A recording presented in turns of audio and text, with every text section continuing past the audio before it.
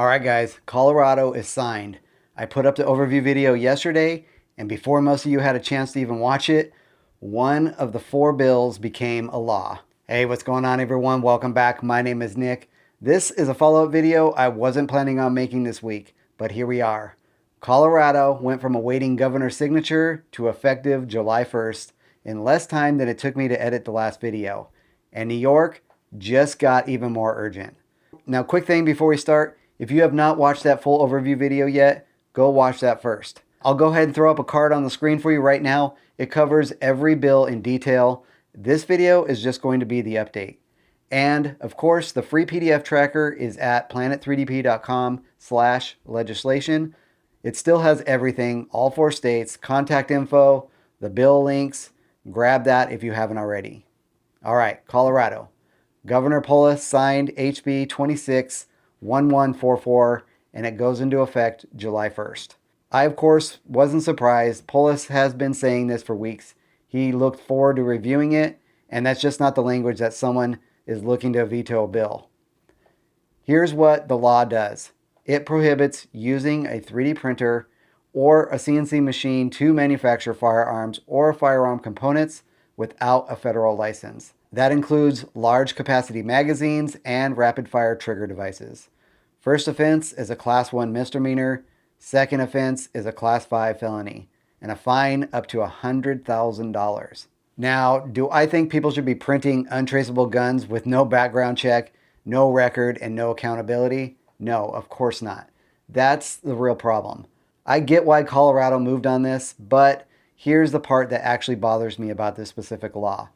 Colorado defined 3D printing as additive and subtractive manufacturing. That second word is the problem. Subtractive manufacturing is CNC machining. It's milling, it's routing, a woodworker with a router table, a machinist with a milling machine. Under this law, all of them are operating 3D printers. Now, the intent of this bill was to stop ghost gun manufacturing. The definition captured an entire category of makers who have nothing to do with guns. And this is exactly what I've watched happen with tech legislation over and over.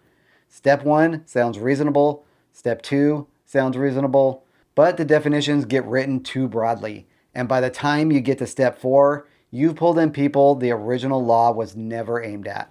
Now, the digital file provision, the part that would criminalize processing certain CAD files, got stripped before the passage. Polis threatened a veto on the First Amendment grounds, so that part is out for now. But the sponsors were explicit. They're coming back in 2027 with it. So if the definition problem didn't get you this year, the file provision might get you next year. So if you're in Colorado, track this at leg.colorado.gov. The law is on the books. What matters now, how it gets enforced, and what the versions of it shows up in 2027. Do you run a CNC machine in your shop? Because Colorado just made you a 3D printing operator under the firearms manufacturing law. How does that make you feel? Let's go ahead and move on to New York, and this is where I need you to pay attention to right now. The state budget is on its 9th extender. The deadline was April 1st. It's now May the 7th. They're over a month late, and the 3D printing provisions are still sitting inside the budget bill, S9005, Part C. Firmware blocking mandate, felony charges for file sharing, in-person only printer sales. Governor Kathy Hochul said that this week she'd expect a deal to come together.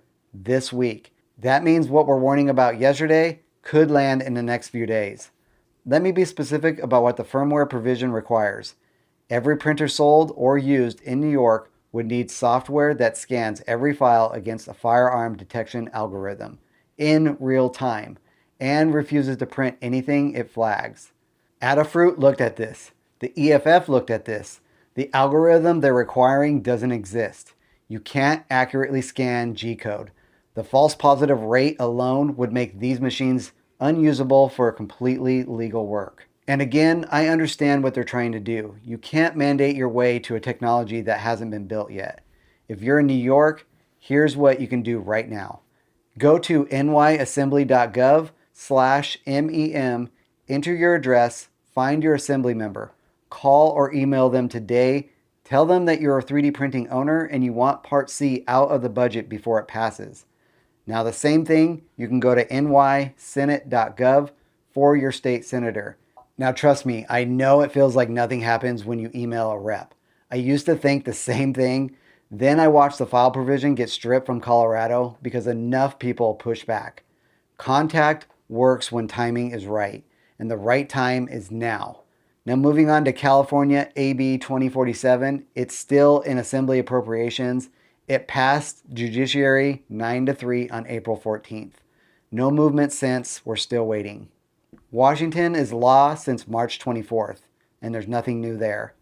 Moving on to federal bills, H.R. 4143 and the Senate companion are both stuck in Judiciary Committee, and about a 1% chance of passing according to GovTrack, and no change.